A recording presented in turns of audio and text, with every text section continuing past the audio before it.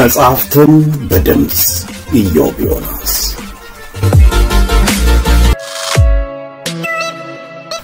አሻሮ መንጋ የኛ ፓርቲ ገና ተወለደም አሻሮ መንጋ የኛ ፓርቲ ገና ተወለደም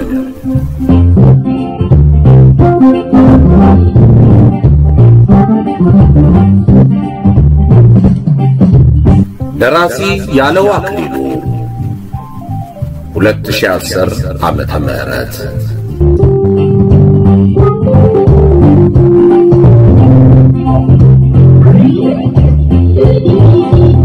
ተራኪ ኢዮብ ዮናስ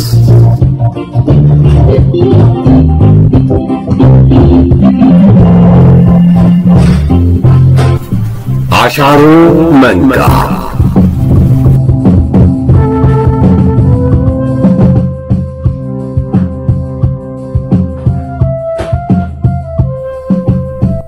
ክፍል 7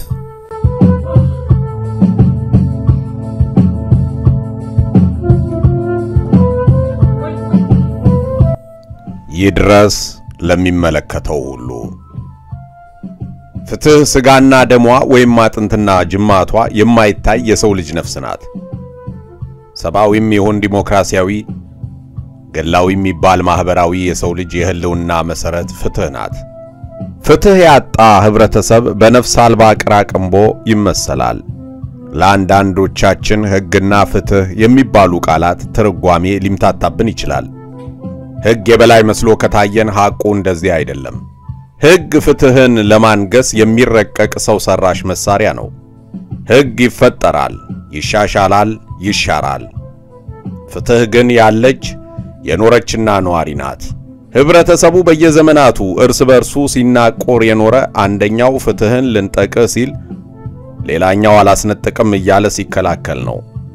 ሌላ ምንም ምስጢር የለም።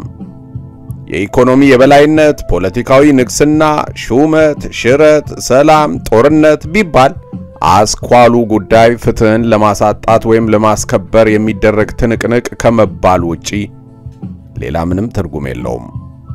የፍልስፍና፣ የስነ ልቦና፣ የማህበረሰብ ጥናት፣ የስነ አእምሮ፣ የስነ ባህሪ ወይም የሌሎች ተዛማጅ ትምህርቶች ሊቃውንት ፍትህን የሚቃኙበት አተያይና ትርጓሜ ዞሮ ዞሮ ከቁሳዊ መልኩ ይልቅ ለሰው ልጅ የሚሰጠውን ፋይዳ ወደ አእምሮአዊና መንፈሳዊ ነጻነት አመዝነው ቢቀበሉት አይገርምም። ሰውን ከእንስሳት የሚለየው ጥልቅ የአስተሳሰብ ጸጋ የሚያጎናጽፍ አእምሮ ባለቤት መሆኑ ነው። ስጋዊ ፍላጎቱ የሚጠይቀውን እህል ውሃ የሚቋጠርበት ጨጓራ መሸከሙ ከእንስሳት ጋር ያመሳሰለው ይሆናል። ሰውን ሰው የሚያሰኘው ግን ከእንስሳት በተለየ እጹብ ድንቅ ሆኖ ለተፈጠረው ለራሱ አእምሮ በስሜት ሕዋሳቶች ሊደረስበት የማይችል የዕለት ከዕለት ምግብ ፈላጊነቱ ነው። ያ ምግብ ፍትህ ይባላል። ፍትህ ማለት እውነት ማለት ነው። እውነትን የተነፈገ ህልውናውን ተክዷል።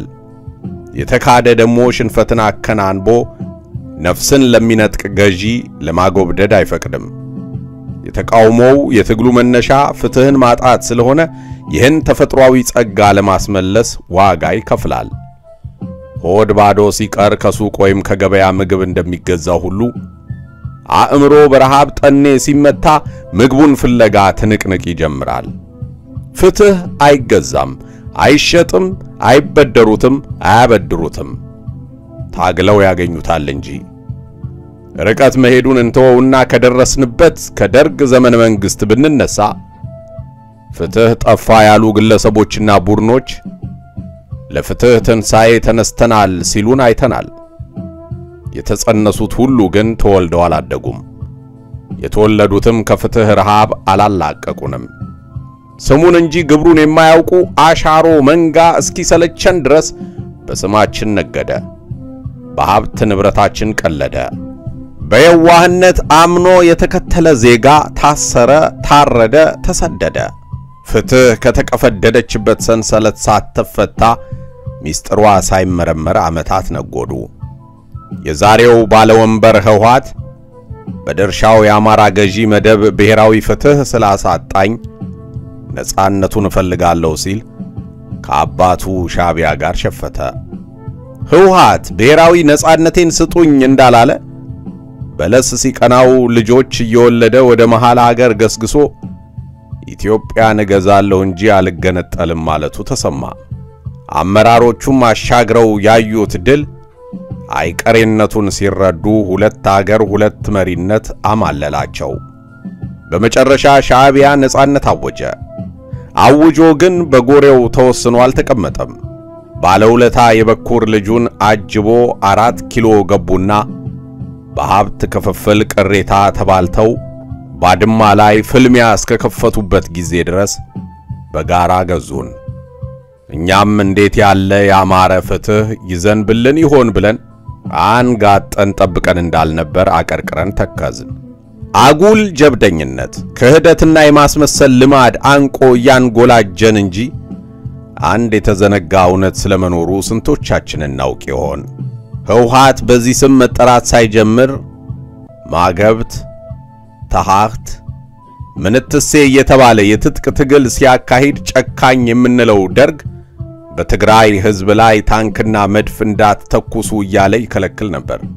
እኒህን ወንበዴዎች አባሯቸው እንጂ ከባድ መሳሪያ እንዳትጠቀሙ ተብሎ መመሪያ የተሰጣቸው የቀድሞ ጦር አዛዦች ለምን ምስክርነት አይሰጡም? የተፋፋመው ውጊያ እንዴት ተጀመረ? ደርግ በተዘጋጀለት ወጥመድ የገባው መቼ ነበር? ኮሎኔል መንግስቱ ኃይለማርያም ወያኔ ከሻዕቢያ ጋር ነፍስና ሥጋ ሆኖ ከቀይ ኮከብ ዘመቻ ጀምሮ ካካሄደው ውጊያ ይልቅ አንጀታቸውን ያሳረረው የሽሬው የ506ኛ ኮር ሰራዊት እልቂት ነበር። ያ ሽንፈት ከምጽዋ ውድቀት የሚለይ አልነበረም። ከኤርትራ ውጪ በትግራይ ምድርና ህዝብ መሃል ያን የመሰለ አሳዛኝ ሽንፈት ማድረሳቸው የተረፈውን ሰራዊት ቅስም ሰበረው። ከዚያ በኋላ ኮሎኔል መንግስቱ ተስፋ ሲቆርጡ ንግግራቸው ከሀገር መሪ ሳይሆን ከህመምተኛ ሰው የማይጠበቅ ሆኖ አረፈው። አብዮት አደባባይ ለተሰበሰበ በመቶ ሺዎች ለሚቆጠር ህዝብ መከረኛውን የትግራይ ህዝብ ዘለፉት። እነዚህ ደግሞ ምን ሆንን ነው የሚሉት? ከሻዕቢያ ጋር የምን ህብረት ነው? የዘር ነው? እኛ እኮ ከነሱ የምናገኘው 5 ሳንቲም የለም። ከዚያ የሚገኝ ግብር ጠመኔ አይገዛም። ለምነንም ተበድረንም ብስኩት እየገዛን የምንቀልበው እነሱን አይደለም እንዴ? በችጋር ብንጠበስ ሰላማችንና ህልውናችን አደጋ ላይ ቢወድቅ ምንጩ እነሱ አይደሉም? በሌላው የሀገራችን ክፍል ረሃብ የለም። ዓለም በረሃብተኝነትና በምጽዋት ስማችንን እያነሳ የምንዋረደው በእነሱ ነው አሉ። እንዲህ የተዘለፈ፣ እንዲህ የተናቀ፣ እንዲህ የተብጠለጠለ ተዋጊ ኃይል በድል አድራጊነት ሲገባ በዚያቸው አደባባይ ቆሞ በተራው ምን ይል ይሆን? እውን የሥጋ ስስት አሳብዶት ያገኘውን ሁሉ ለኔ ከሚያሰኝ ሰውኛ ባህሪ ተላቆ በቀል የሚያስረሳ መለኮታዊ ኃይል ተጎናጽፎ ይመጣ ይሆን? የግፍና የሕዝብ ሀብት በጉልበቱ እየነጠቀ ሰጥ ለጥ በል የማይልበትን አእምሮ ከወዴት ያገኝ ይሆን? ከወዴትም አልተገኘም፣ አይገኝምም። በየክፍለ ሀገሩ ጩኸት በረከተ። ከአጣና፣ ከተራ ወፍጮ ቤት ሞተር፣ ከተራ ጄኔሬተር፣ ከክሊኒክ ተራ ማይክሮስኮፕ አንስቶ ጠፋብኝ፣ ተወሰደብኝ፣ ተዘረፍኩ ባዩ በዛ። ኧረ ምኑ ቅጡ!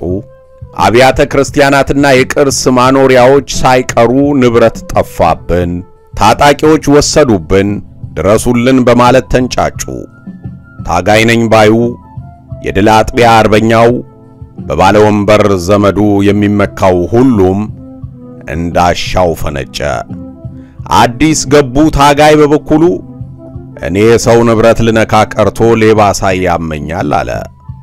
በየመንደሩ መሳሪያ ያዟዙራሉ ወይም በስርቆት ተግባር ተሰማርተዋል በሚል ሰበብ ግለሰቦችን በቀንና በሌሊት እንደ ዘመነ ቀይ ሽብር በፒካፕ ከተፊልና ያለ ጥያቄ በጥይት እየደበደበ ውልቅ በሚል ቡድን ይመቱ ጀመር። ይሄ ዘመቻ ሌባ አድን ሳይሆን ሌላ ምስጢር ስላለው በሕግ አምላኪ ቁምባዩ በዛ። ይህን ግፍ ስትመለከት ፍትህ ራሷ ፈራች፣ ሸሸች፣ ለራሷም ነፍስ ሰጋች። ያም ሆኖ ፍርድ ቤቶች ለማን ምን እንደሚፈርዱ ግራ ቢያጋባም ተግባራቸውን አላቋረጡም። ይህች ያልታደለች የደም መሬት ፍትህ መፍራቷን ስታይ ቀን እስኪያልፍ መልሳ ደበቀቻት። ፍትህ ተንጠርጥራ በተደበቀችበት ሀገር እኔ ጅሉ ደረቴን ነፍቼ እሷን ፍለጋ ወደ ፍርድ ቤት ጉዞ ቀጥያለሁ።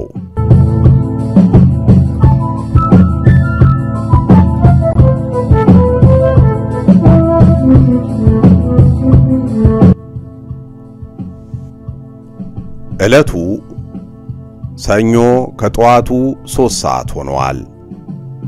ወራት አልፈው ዓመት ተቆጠረ። ተስፋሁነኝ ለአንድ ልጁ ሲል ልቡ እየደማ በትዕግስት ያሳለፈውን የዘመን ክፋይ መቋጫ ሊያበጅለት ወቅት ይጠብቃል። በጠዋት ተነስቶ ቁርስ ሳይበላ ልቡ አታሞ እየመታ እልህ እየተናነቀው ከአስኮ ወደ ሜክሲኮ ሄደ። ከታክሲ እንደወረደ ለዕለቱ ቀጠሮ ከተሰባሰቡ ባለጉዳዮች ጋር ተቀመጠ። የአዲስ አበባ ከተማ የመጀመሪያ ደረጃ ፍርድ ቤት ሥራ ሲጀምር ተጠራና ወደ አንደኛው ችሎት ገባ። የግራ ቀኙ ስም ተጠራ። ዳኛው አጀንዳቸውን እየገለጡ መዝገቡ ለዛሬ የተቀጠረው ክስ ለመስማት ነበር። ሆኖም በሥራ መደራረብ ምክንያት የመከራከሪያ ጭብጥ ለመመስረት ጊዜ ስላልነበረ ቀጠሮ እንይዛለን አሉና ተከታይ ቀጠሮ ከ6 ወር በኋላ የተያዘበትን ዕለት ተናገሩ። ተስፋሁነኝ እግሩ ተንቀጠቀጠ። አንደበቱ በብስጭት ተሳሰረ።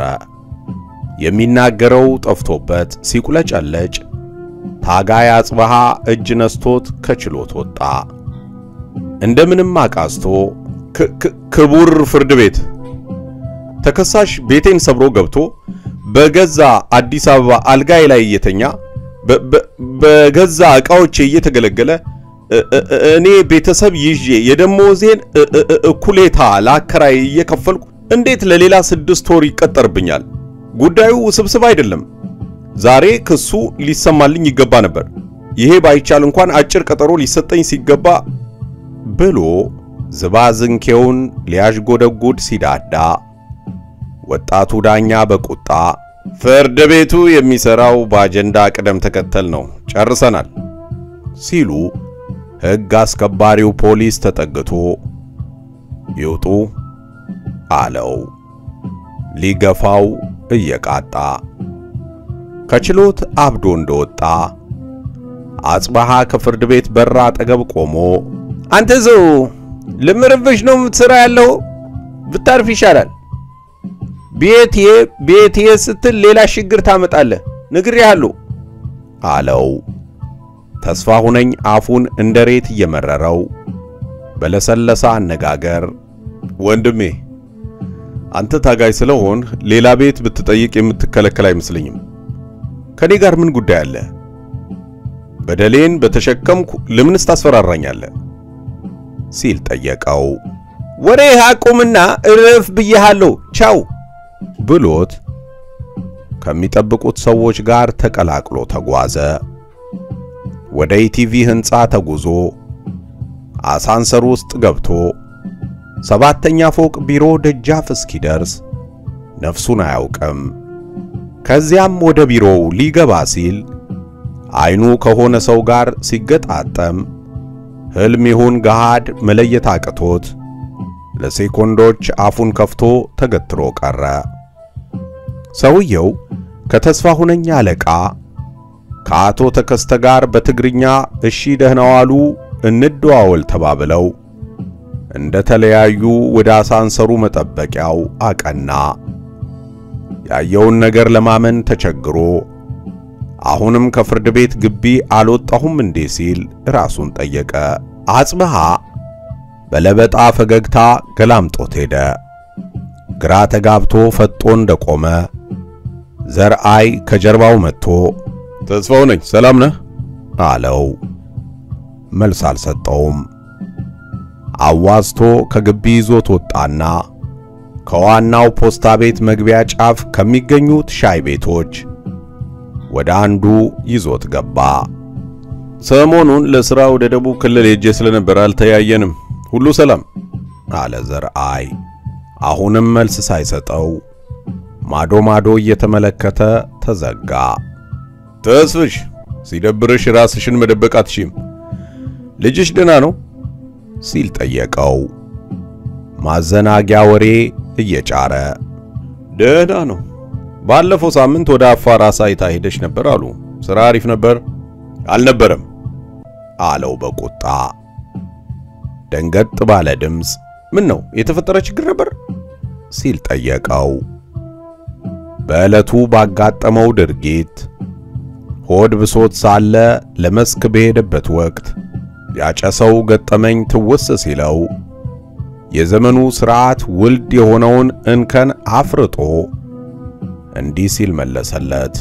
የሄድሁት በክልሉ HIV ኤድስን ለመከላከል ለመቆጣጠር በተዘጋጀ ስብሰባ ተገኝቼ ለመዘገብ ነበር። ከጉባኤው በኋላ ከቫይረሱ ጋር የሚኖሩ ሰዎችን ቃለ መጠይቅ ለማድረግ ሳፈላልግ የማህበሩ ተሰብሳቢ የሆነውን ወጣት ጠቆሙኝና ላናግረው ሄድኩ። ቴፕ ሪኮርደሬን ደቅኜ ሃ ብዬ አፌን ስከፍት ፍቃደኛ አይደለሁም ሲል በብስጭት መለሰልኝ።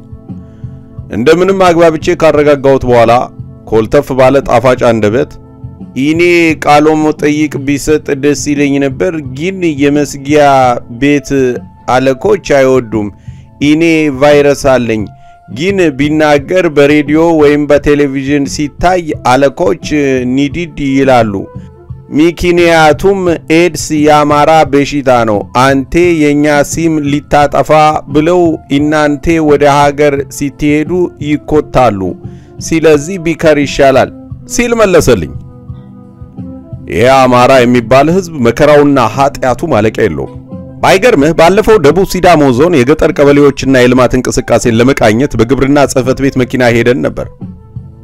በአካባቢው ለረጅም ዘመናት የኖረና ራሱን እንደ ሀገር ሽማግሌ የሾመ አንድ ትግሬ አብሮን ነበር። መኪናዋ ሲያዳልጣት ይቺ መኪና አማራ ሳትሆን አትቀርም፣ ተንኮል አስባ ልትገለብጠን ነው ይላል። በጨዋታ መሃል አንዱ ታጋይ ቀልድ ካመጣ አንተ ነገረኛ አማራ ሳትሆን አትቀርም ይላል። በመንገድ የደረቀ ዛፍ ካየ ይሄ የደረቀው አማራ ተክሎት ነው ይላል። ቡና ቤት ገብተን አስተናጋጇ ከዘገየች ይቺ ነገር ፍለጋ ነው አማራ ሳትሆን አትቀርም እያለ ባገኘው አጋጣሚ የሲዳማ ሰው የተባለ አማራን አንቅሮ የሚተፋበት መርዝ ሲረጭ አብግኖኝ እርሶ ክፉ ነገር በሙሉ ለአማራ የተሰጠ ያስመሰሉ ለምን ያወራሉ ብዬ ስጠይቀው ሌሎቹን ያሳቀ መስሎት ፊቱን ወደነሱ አዙሮ በቃ አንተ ራስህ አማራ መሆን ተጋለጠ አለኝ። ይቺን ሀገር በህይወቱ በደሙና ባጥንቱ አቁሞ ራሱን በድህነት አዝቅጦ መስዋዕትነት የከፈለ ሐዋርያ ብሔር ወንድሞቹና እህቶቹ ክንዳቸውን እንዲያነሱበት አንዳንዶች ቀን ከሌት ይሰብካሉ። የማይጠፋ ሊያጠፉ የማይገፋ ሊገፉ መከራ ያሉ እንጠፋፋ ተብሎ ስብከትና ዘመቻ የራስን የታሪክ ገጾች ከማቆሸሽ ያለፈ እርባና የለውም።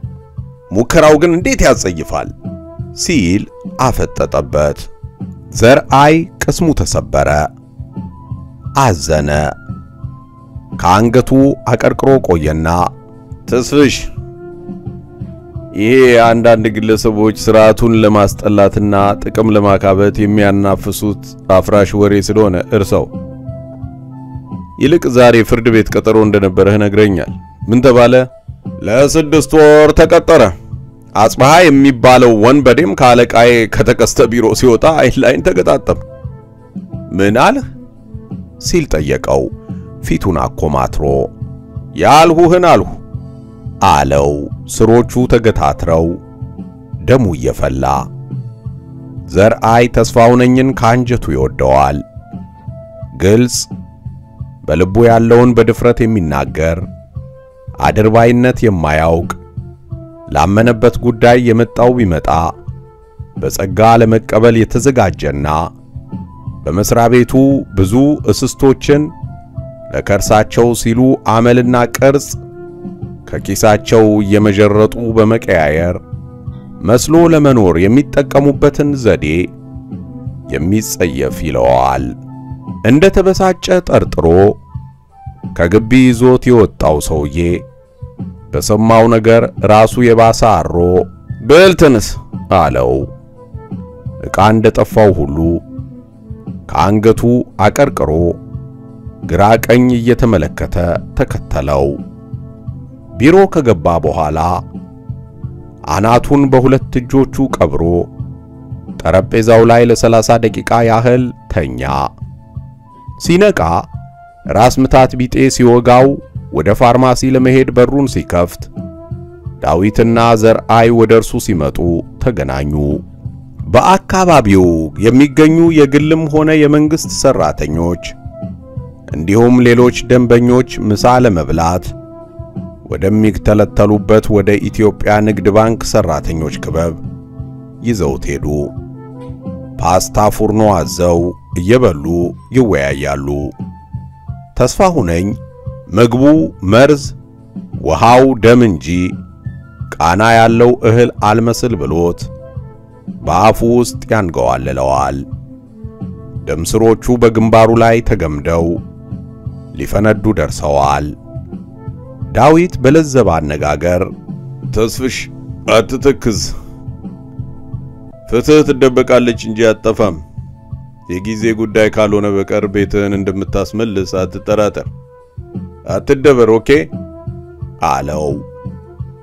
ዘርአይ በበኩሉ እንደመተከዝ ሲል ቆይቶ ማጣት እንኳን አያጣውም፣ ለጊዜው ግን ቅር ያሰኛል፣ ለማንኛውም ተረጋጋ አለው። እንዴት ነው የምረጋጋው? ከፍርድ ቤት መልስ አጽባሃ አለቃዬ ተከስተ ዘንድ ምን አመጣው ሲል ዳዊት ጉዳዩ ያላሳሰበው በመምሰል ይምጣ ምን ቸገረህ? ዘመዱ ወይም ጓደኛው ሊሆን ይችላል። ከናካቴው ላይተዋወቁም ይችላሉ። ለግል ጉዳዩ መጥቶ እንደሆነስ ምን ታውቃለህ? አለቃህ ተከስተ የሥራ ኃላፊህ እንጂ ዳኛ አይደለም። ዝም ብላ አትጨናነቅ ሲል አጽናናው። በዚህ መሃል የዳዊት የእጅ ስልክ አቃጨለ። አስቸኳይ የሥራ ትዕዛዝ ስለነበረ ሂሳብ ዘግቶ እየተጣደፈ ሲሄድ ሁለቱ ብቻቸውን ቀሩ። ዘርአይ ደብሮታል።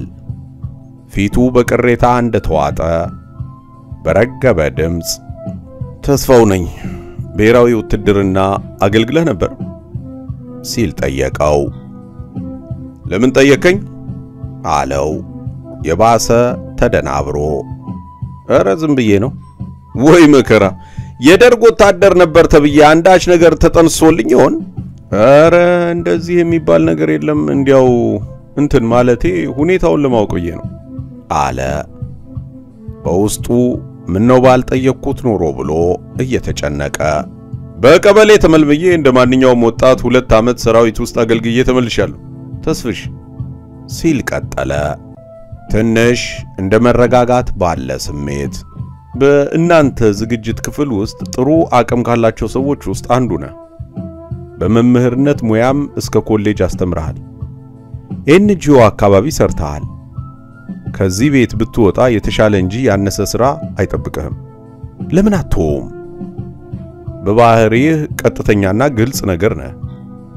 ይሄ ቤት ደግሞ አለ ሊገልጽለት ያልፈለገውን ሚስጥር በሆዱ ቀርቅቦ ለምን እለቃለሁ? እኔ እኮ እውነት ተሰራም አልተሰራም ሙያውን ስለምወደው እስኪ ልዝለቅበት ብዬ ነው እስካሁን የተቀመጥኩት። ብዙም ተምሬበታለሁ። ከሀገር መሪዎች፣ አምባሳደሮች፣ ተመራማሪዎችና በተለያዩ ዘርፍ ዕውቅ ከተባሉ ሰዎች ጋር በአንድ አዳራሽ ተቀምጫለሁ። አነጋግሬያለሁም። ከዚህ የላቀ የዕውቀት መድረክ የትም አታገኝም። የትምህርት አምባ ዩኒቨርሲቲ ብቻ አይደለም፣ በተለይ ለሶሻል ሳይንስ ተማሪዎች ዩኒቨርሲቲ አቅጣጫ መጠቆሚያ ቦታ እንጂ የዕውቀት መጀመሪያና መድረሻ መንደር እንዳይመስልህ። በዚህ ቤት ቆይታዬ የገበየሁት ትምህርት ከፒኤችዲ ይበልጣል። መዝናናቱ፣ አገርህን ከጫፍ እስከ ጫፍ ማወቁ፣ ማንም ሊያገኛቸው ወይም ሊደርስባቸው የማይችል አያሌ ስፍራዎችን፣ ቅርሶችን ማየቱ በገንዘብ የማይለካ ግዙፍ ትርፍ ያስገኛል። እንዲህ ያለው ዕድል በጋዜጠኝነት ብቻ የሚገኝ ስጦታ ነው። ስለዚህ የኔ እዚህ መስራት ወይም አለመስራት ከሥራ ፍለጋ አንፃር አይደለም የማየው። ለጊዜው ምትክ የሌለው ምርጫዬ ነው። የአጽብሃ ከተከስተ ጋር መገናኘት የሚያስከትለው ውጤት ካለም ይህች የእንጀራ እናት የሆነች ሀገር እንኳን እንዲህ ባለ ጥቃቅን ተግባር የሚሰናከሉ ተራ ሰዎችን ቀርቶ ባለውለታ ጀግኖቿን ስትበላ እንኳን ሀፍረት የሌላት እርጉም ስለሆነች አይገርመኝም። ዘርአይ በስጨት ባለ አንደበት ለምን ነገር ታጋንናለህ ተስፍሽ? እኔ ልልህ አለና ሊቀጥል ሲል በቁጣ አቋርጦት ዘርሽ እንደምትወደኝ አውቃለሁ። ያሁኑ የምክር አጀማመርህ የሆነ የሚከነክንህ ነገር ሰምተህ አላስችልህ ሲልህ በማግባባት ልታሳምነኝ እየሞከርክ እንደሆነ ገብቶኛል። ስንትና ስንት ቋጠሮ እየፈታን የምንዘረግፍ ሰዎች ይችን ያጣታል ብለህ ትገምታለህ? በቃ ጨዋታ ቀይር አለው ለመሄድ እየተነሳ።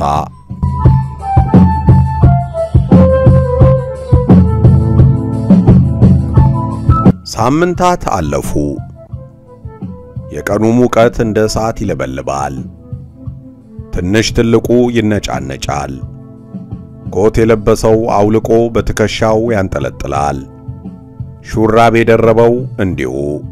ሸሚዝ የለበሱትም የደረታቸውን አዝራር እየከፈቱ ለንፋስ ተጋልጠዋል።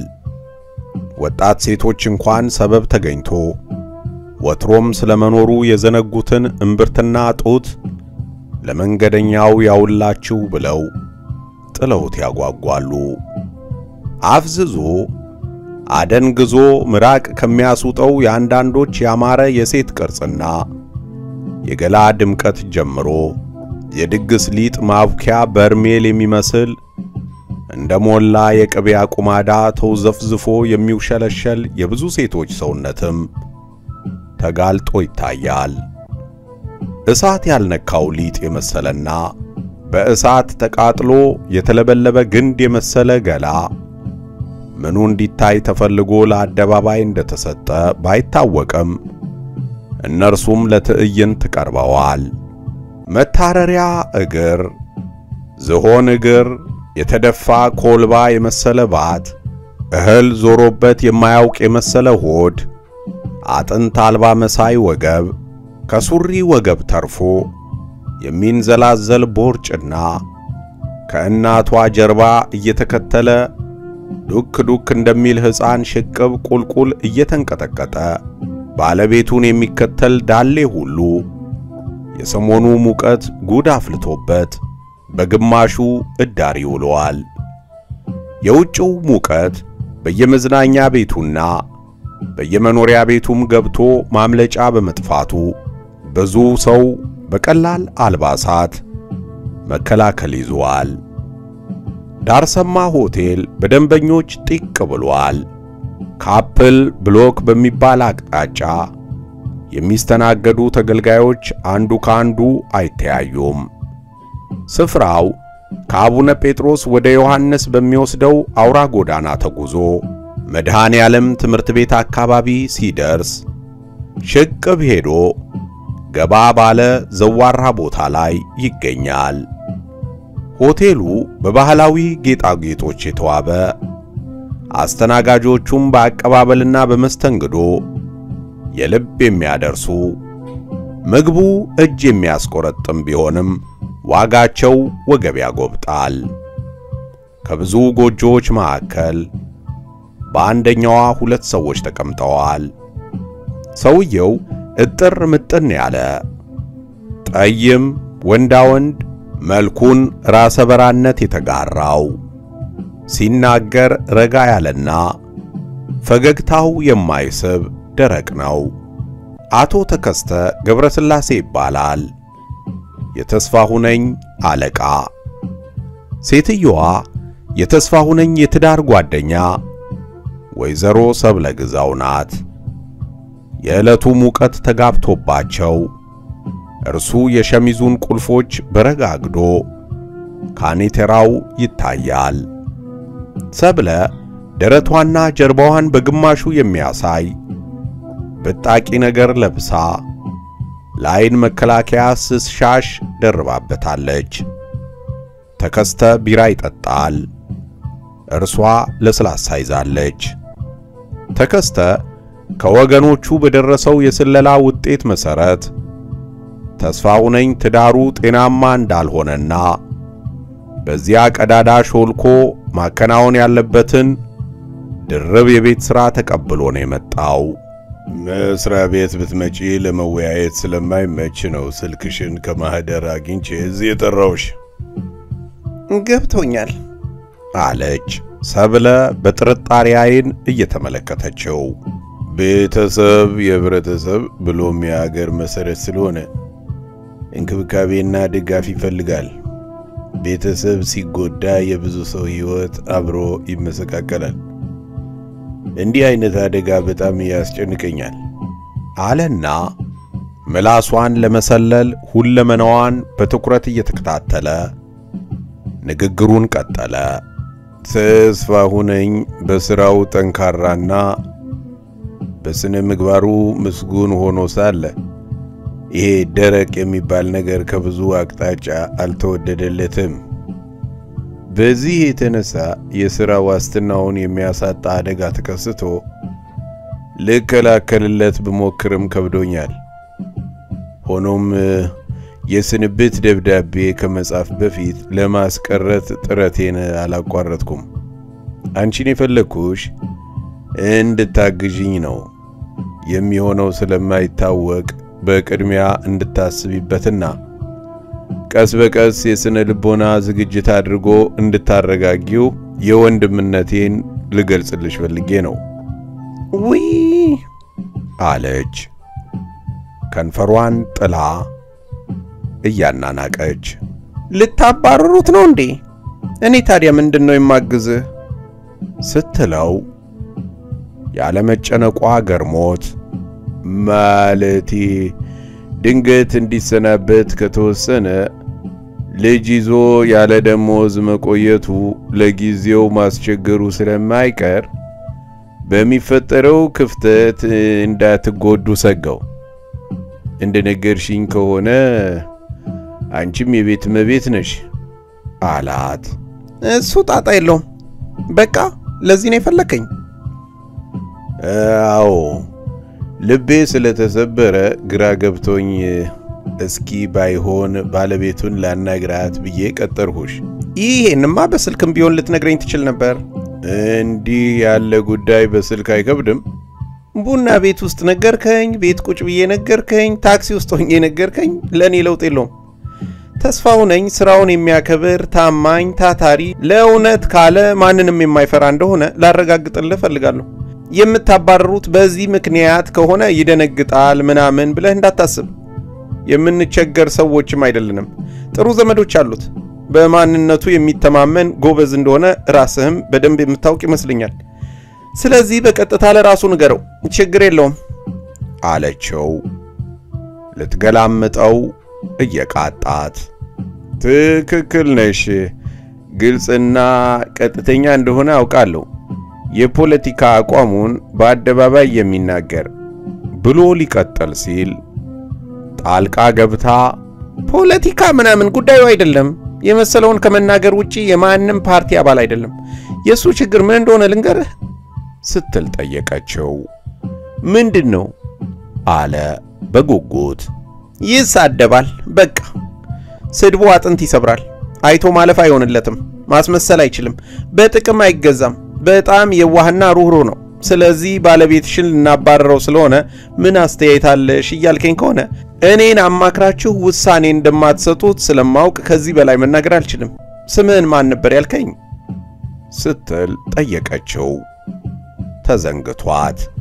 ተከስተ ሲል ደገመላት ሰቅጠጥ ብሎ። አቶ ተከስተ ተስፋው ነኝ እኮ መንግስት የሰጠውን ቤት ከነ ንብረቱ ተዘርፎ እንኳ ራሱን አረጋግቶ ለቤተሰቡ ያለውን ፍቅር ሳይቀንስ ስራውን ተጠንቅቆ የሚሰራ ትግስተኛ ሰው ነው። ስለዚህ የናንተን መስፈርት የማያሟላ ከሆነ ቪያ አባሩት፣ ለሱም ፈጣሪ ያውቅለታል። ተከስተ ያለመውና የጠበቀው ምላሽ ግራና ቀኝ ሆኖበት ሸብረክ አለ። የሥርዓቱ አንዱ የማጥቂያ ዘዴ ጥርስ የገባን ግለሰብ ራሱን ብቻ ሳይሆን ትዳሩን መበተን፣ በረቀቀ ስልት የትም ሄዶ ዳቦ በልቶ እንዲያድር በቅብብሎሽ ማሳደድና ጤና ሳጥቶ በረሃብ መግደል መሆኑን የድርጊቱ ሰለባ ነን ያሉ ብዙ ሰዎች ምስክርነት ሰጥተውበታል። ሰውየው ስለ ሰብለ የተነገረው መረጃና በአካል ሲያገኛት የተመለከተው ሁኔታ ተለያይቶበት ግራ ተጋባ። በእውነት ጠንካራ ጽኑ እምነት ያለሽ ሰው ነሽ። ነገሮችን ለመቋቋም ያሳየሽውን ቁርጠኝነት አድንቄያለሁ። ባነሳነው ነጥብ ላይ እንዲህ ያለ ዝግጁነት ካለሽ በውስጤ ተፈጥሮ የነበረውን ስጋት ተወግዶልኛል። ለማንኛውም እንደነገርኩሽ ገና ውሳኔ ያላገኘ ስለሆነ የተወያየንበትን ነገር በሆድሽ ያዥው አላት። በጣም ተሳቆ በሆዴ ያስኩት በሱሬ ኪስ ከተትኩት ለኔ ልዩነት የለውም። ስላከበርከኝ አመሰግናለሁ። ከዚህ በላይ ስለማልቆይ እንድሄድ ፍቀድልኝ። ቻው አለችና እንደ ተቀመጠ ጨብጣው ውልቅ አለች። ሙቀቱን ለመከላከል ከወገቧ በላይ ገላዋን ፍንትው አድርጎ የሚያሳይ ሻሽ መሳይ በንቢኒት ደርባ ከታች ካማረ ቅርጿ ጋር አብሮ የተሰፋ የመሰለ ጅንሷ ያዳጎሰው ዳሌዋን እየተመለከተ በልቡ እንዴት ተሰሰለች ባካችሁ እያለ የጎመጀላት ሴትዮ ባልጠበቀው ሁኔታ ጎልታው ስትሄድ እልሁ እሷን ትቶ ነክሶ ወደ ያዘው ተስፋ ሁነኝ አዘነበለ።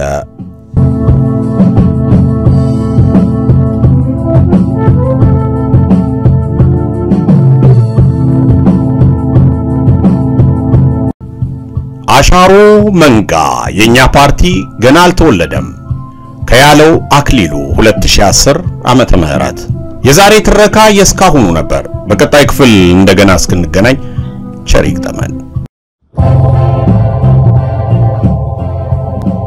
ዩቲዩብ ላይ ኢዮብ ዮናስ ብለው ከገቡ በኋላ ፕሌሊስትን ሲጎበኙ እነዚህን የተነበቡ መጽሐፍት ያገኛሉ። ኩዳድ፣ ጉንጉን፣ እመጓ፣ ዝጎራ፣ መርበብት፣ ራምቦ፣ ወሰብሳቤ፣ ገመና፣ ሁቱትሲ፣ ፍትሃዊ የጠጅ ክፍፍልና ሌሎች የኢትዮ ኤርትራ የስፖርት ታሪኮች፣ ምርኮኛ፣ መጽሐፉ፣ አሻሮ መንጋ፣ ኢትዮጵያዊው ጃንደረባ፣ ታላቁ መጽሐፍ፣ መጽሐፍ ቅዱስ። ኢዮብ ዮናስ ብለው ከገቡ በኋላ ፕሌሊስት ውስጥ ያገኟቸዋል። በሚኖሩት ቆይታ ደስታን እንደሚያገኙ ባለሙሉ ተስፋ ነኝ። መልካም ቆይታ።